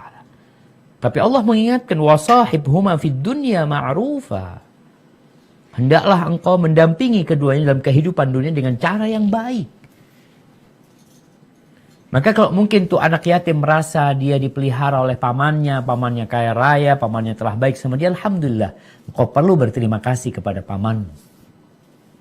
Tapi engkau tahu engkau punya kewajiban berbakti kepada ibu. Tapi kalau kondisinya jemaah, tadi dikatakan sudah dijemput ya. Karena dia merasa umurnya sudah 19 tahun. Dia sudah gak punya hubungan sama orang tuanya. Kata siapa? Kalau umurmu 60 tahun dan kau punya orang tua, kau masih wajib berbakti. Kalau engkau sudah menikah, baik, engkau tetap wajib berbakti. Ingat nih, para perempuan. Ketika dia sudah menikah, memang ada perpindahan tanggung jawab. Tanggung jawabnya siapa? Suaminya sekarang. Surga dan nerakanya dia adalah suaminya. Tapi bukan berarti dia nggak wajib berbakti sama ibunya. Tetap dia wajib berbakti. Namun dengan aturan. Dengan keterbatasan dia. Yang dia kalau mau ke tempat orang tuanya. Mungkin dia harus izin sama suaminya. Kalau dia ingin ngasih orang tuanya. Kalau duitnya duit suami, dia harus izin sama suaminya. Ada keterbatasan. Tapi tetap dia wajib berbakti sama ibunya. Dengan tadi keterbatasan tadi. Maka nggak ada sebenarnya kalau ditanyakan tadi ada putus. Memang di barat ya, kalau nggak salah di beberapa negeri di Eropa itu anak kalau sudah di atas 18 tahun kalau nggak salah udah bebas dari orang tuanya, dia menentukan pilihan hidup sendiri. Pertanyaan selanjutnya berkaitan dengan apakah dia bisa menikah tanpa restu ibunya? Begini para orang tua ya. Yang pertama orang tua memberikan arahan kepada anak. Jadi kalau selama pilihan anaknya itu adalah pilihan orang baik. Maka hendaklah dia tidak menghalangi anak. Orang tua juga nggak boleh maksa anaknya untuk menikah dengan orang yang anaknya nggak suka. Pernah di masa Nabi SAW, seorang wanita, gadis nih, datang jumpai Nabi SAW. Dia mengatakan, ya Rasulullah, aku ini dinikahkan sama bapakku, sama sepupunya. Dan aku gak suka. Aku gak mau, kata dia. Dipanggil bapaknya. Lalu Nabi mengatakan, jangan dipaksa tuh anak-anak itu. Karena tujuan menikah adalah mendapatkan sakinah, mawaddah, dan rahmah. Kalau dipaksa, dari awal menikah, keterpaksaan itu membuat ketidaknyamanan dalam rumah tangga. Maka akhirnya Nabi memberitahu kepada para orang tua, jangan dipaksa putri kalian. Lalu perempuan ini mengatakan, ya Rasulullah sekarang aku meridhoin pilihan orang tuaku untuk menikahkan aku dengan dia. Dia hanya ingin tahu, supaya orang-orang tahu perempuan itu juga punya hak dalam Islam. Maka tinggal orang tua nih.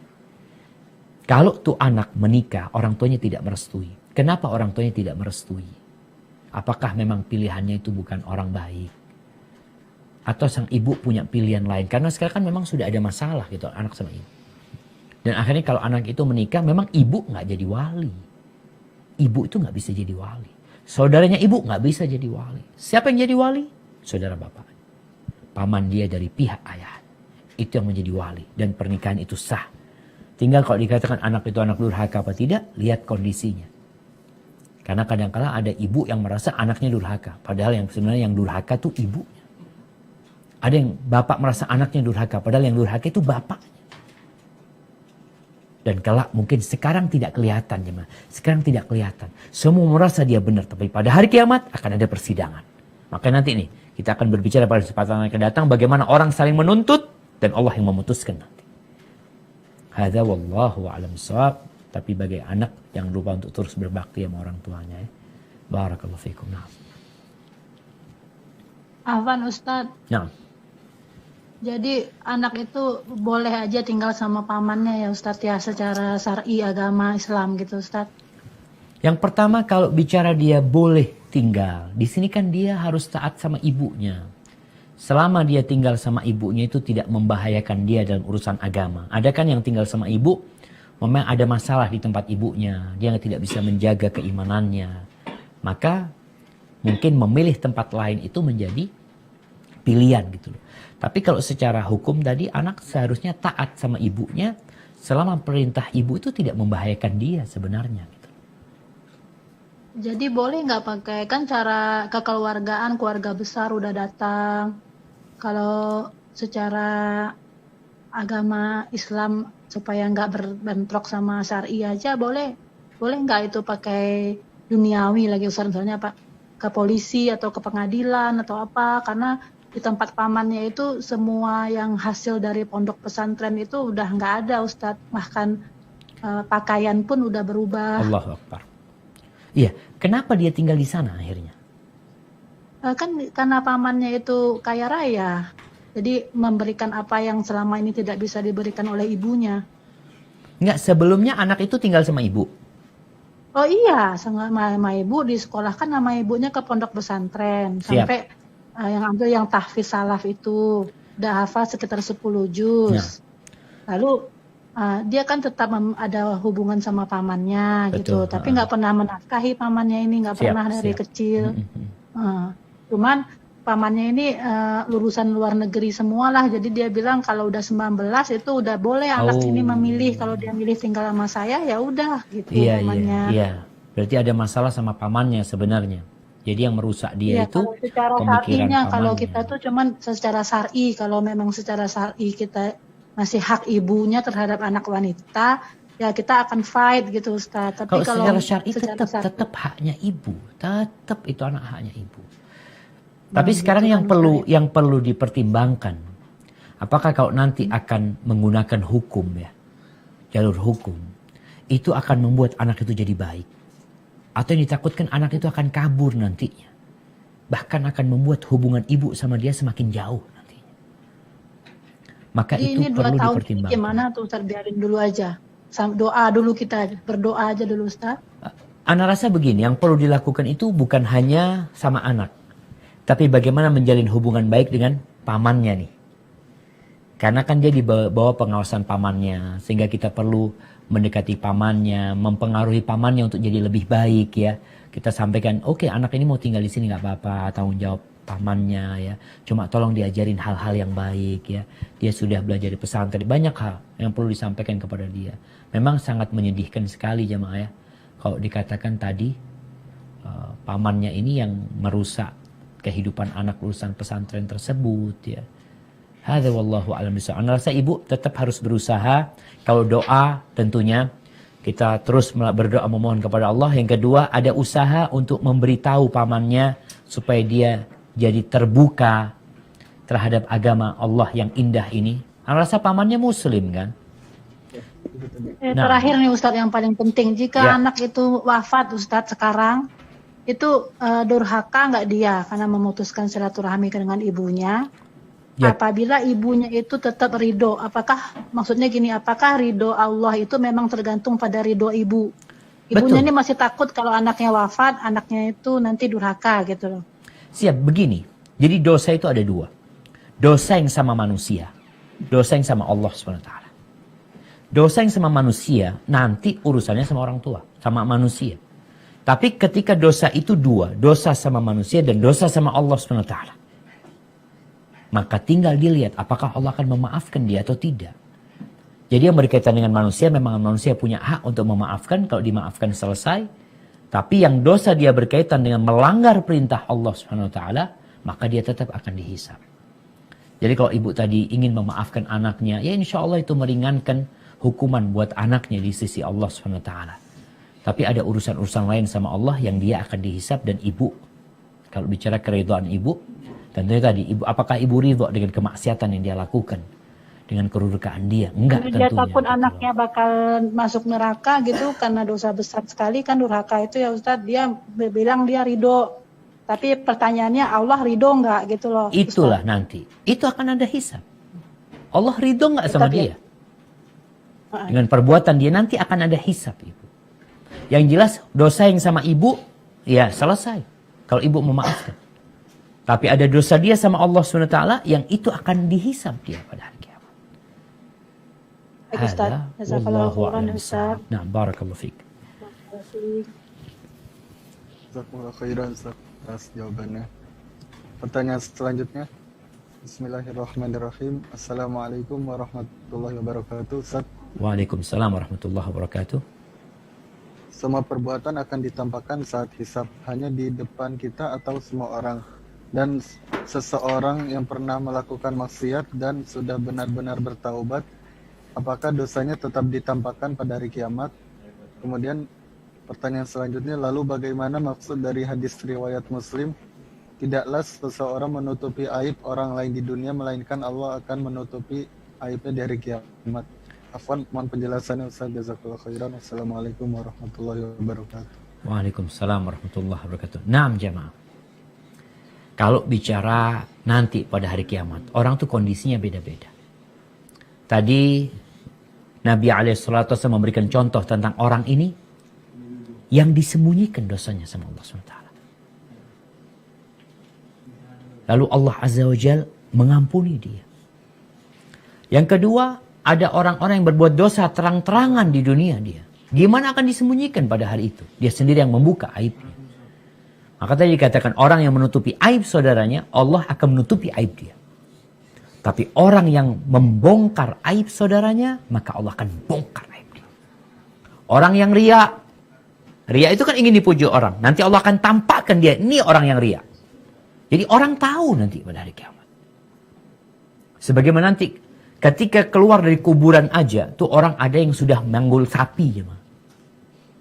Dia pernah nyuri sapi, dia pikul tuh sapi. Jadi sebagai azab buat dia. Jadi kondisinya berbeda-beda sesuai dengan amalannya. Di antara amalan yang dapat menutupin dosa-dosa kita supaya tidak dibongkar. Nanti salah satunya yang tadi disebutkan adalah menutupi aib saudaranya. Maka Allah akan menutupi aib dia. Dan tentunya ketika menutupi aib dia, Allah kemudian akan mengampuni dia pada hari kiamat nantinya. Hada wallahu a'lam bishawab. Nah.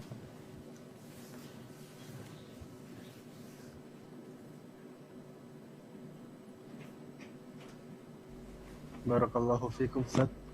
Kemudian kami persilakan pada Ukhti Pipit Patricia untuk men-unmute suaranya. Tafadhol.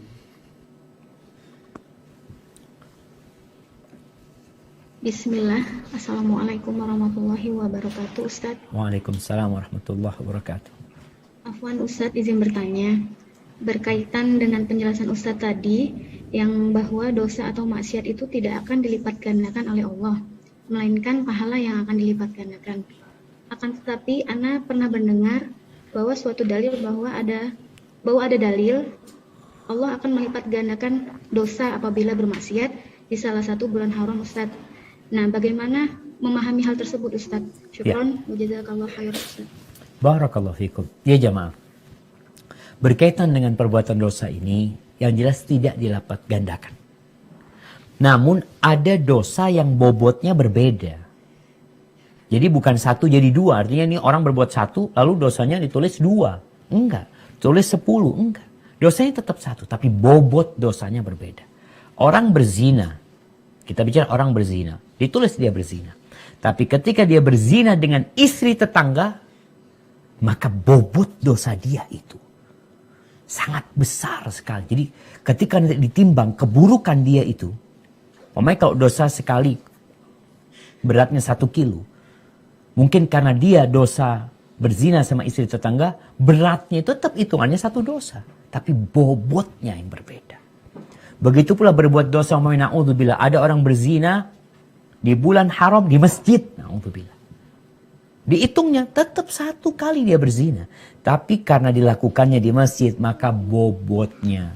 Jadi bukan dilipat gandakan, tapi memang bobot dosanya itu yang berbeda. Ini sesuai dengan ketentuan. Tetap dicatatnya 1.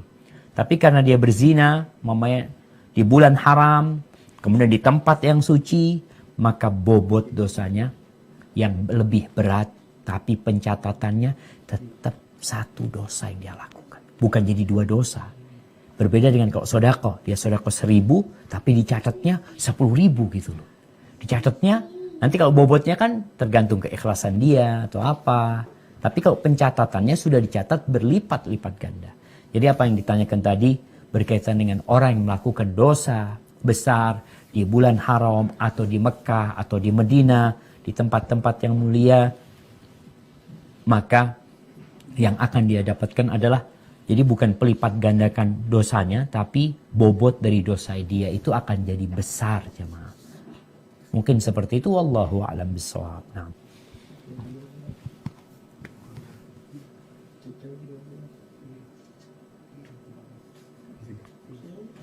Jazakumullahu khairan atas penjelasannya. Kemudian kami persilakan pada Al-Akh Zidan Rahadian. Masya Allah, kayaknya ini jadi pertanyaan terakhir ini. Taib, nggak apa-apa, fadhal. Nah, Syukur. tafadhal. Assalamualaikum warahmatullahi wabarakatuh, Ustaz. Waalaikumsalam warahmatullahi wabarakatuh. Barakallahu fikum. Semoga Allah melindungi Ustaz dan umat muslim di dunia ini, Ustaz. Allahumma amin. Begini Ustaz, terkait cerita yang 2 orang Bani Israel, yang satu orang yang soleh, satu lagi orang yang pembuat maksiat, namun dikarenakan yang satunya sering dikasih tahu dan ngeyel, yang akhirnya bahwa kamu masuk neraka, dan ternyata yang pendosa ini masuk surga, Ustaz, yang kisah Bani Israel itu. Nah, apakah ini memang nanti itu tidak akan mendapatkan buku kitab di sebelah kiri dan langsung dikasih syafaat tanpa ada penghisaban di neraka, langsung masuk surga, atau bagaimana maksud sejarah ini gitu? Jazakallahu khairan. Nah, barakallahu fikum. Ya jamaah. Jadi ini kisah yang Nabi SAW ceritakan.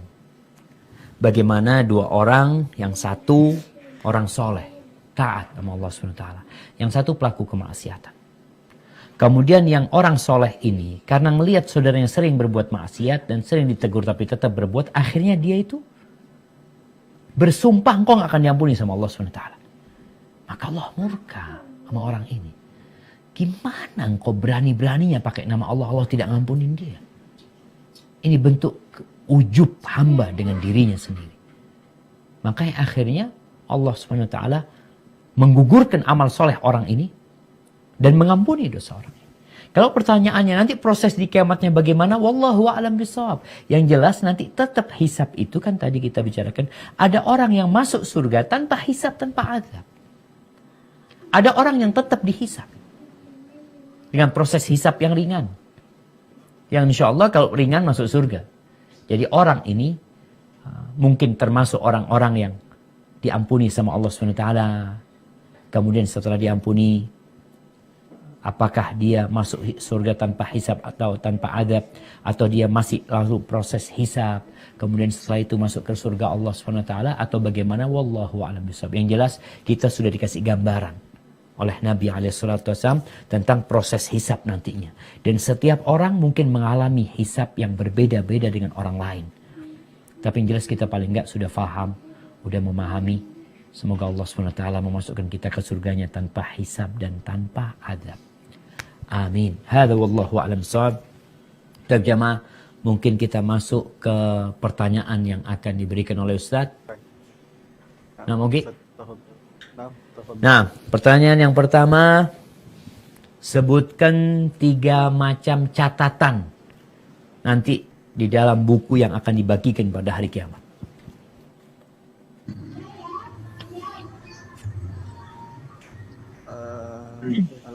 Al-Akh Habibi, tafadhol. Ya. Assalamualaikum warahmatullahi wabarakatuh. Waalaikumsalam warahmatullahi wabarakatuh. 3 catatannya yaitu, yang pertama, amal-amal soleh yang dikerjakan oleh hamba. Yang kedua, kemaksiatan yang dilakukan oleh hamba. Dan yang ketiga, nikmat-nikmat yang Allah berikan juga akan ditanya. Barakallahu fikum. Nah, kemudian pertanyaan yang kedua. Selanjutnya, Ya, sebutkan 3 yang akan menjadi saksi buat kita pada hari kiamat nantinya. Tafadhalu. Al-Akh Azam Nugroho Tikbar. Tafadhal. Apa?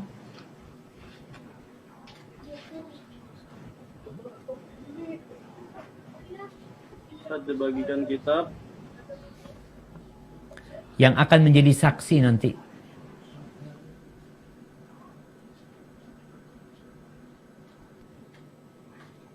Tafadhal.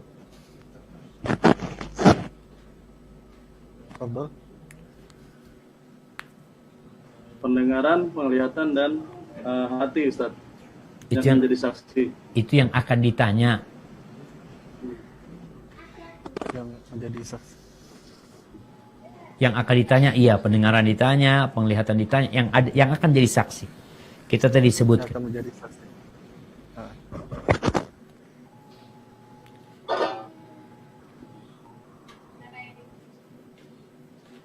Nah, tafadhal. Yang lainnya mungkin? Yang lain, Tante Aziza mungkin? Orang yang dihisap. Zidan. Akh Zidan. Iya Ustaz, Nah, akan menjadi saksi.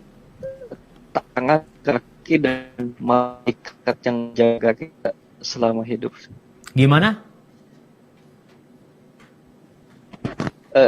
Tangan, kaki dan malaikat yang menjaga kita selama hidup. Barakallahu fikum. Nah, Pada saat itu. tangan kaki kita akan menjadi saksi, lisan kita juga menjadi saksi, dan tadi malaikat yang mendampingi kita akan juga menjadi saksi pada hari kiamat. Tapi pertanyaan yang terakhir. Pertanyaan yang terakhir nih, tunggu ana lihat ya. Baik, yang pertama dihisap pada hari kiamat dalam hubungan hamba sama hamba dan dalam hubungan hamba sama Allah Subhanahu wa taala. Apa? Bu Nunung Umu Alif, tafadhali.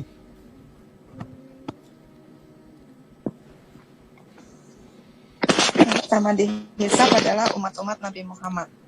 Bukan, amalan yang pertama dihisap. Alan. Yang berkaitan dengan hamba sama hamba dan hamba sama Allah Subhanahu wa taala. Nah, yang berkaitan dengan darah, dengan harta dan harga dirinya. Itu yang sama manusia. Kalau yang sama Allah, Salat wajib. salatnya. Barakallahu fiik. Nah, itu salatnya. Hadza wallahu a'lam bissawab. Itu yang bisa saya sampaikan pada kesempatan kali ini. Insyaallah kita tetap akan melanjutkan tentang masalah hisab ini pada pertemuan yang akan datang agar kita benar-benar bisa selamat dari hari-hari yang paling menakutkan kelak, jamaah. Hadza wallahu a'lam bissawab. Ana kembalikan kepada Akh Ogi untuk menutupnya. Jazakallahu khair. Jazakumullah khairan atas jawaban dan penjelasan yang telah disampaikan. Semoga pertemuan kali ini bermanfaat bagi kita semua dan bagi kaum muslimin secara umum. Dan kami mohon maaf apabila kami tidak membacakan pertanyaan karena banyaknya pertanyaan dan waktunya yang tidak cukup juga. Kami sudahi dan sebelum Anda menutup, bagi yang pemenang kuis pada hari ini dimohon untuk menghubungi kontak person yang tertera di poster kajian hari ini. Kita tutup dengan doa kafaratul majelis. Subhanakallahumma wa bihamdik asyhadu an la ilaha illa anta astaghfiruka wa atubu ilaik. Barakallahu fikum. Jazakumullah khairan. Assalamualaikum warahmatullahi wabarakatuh.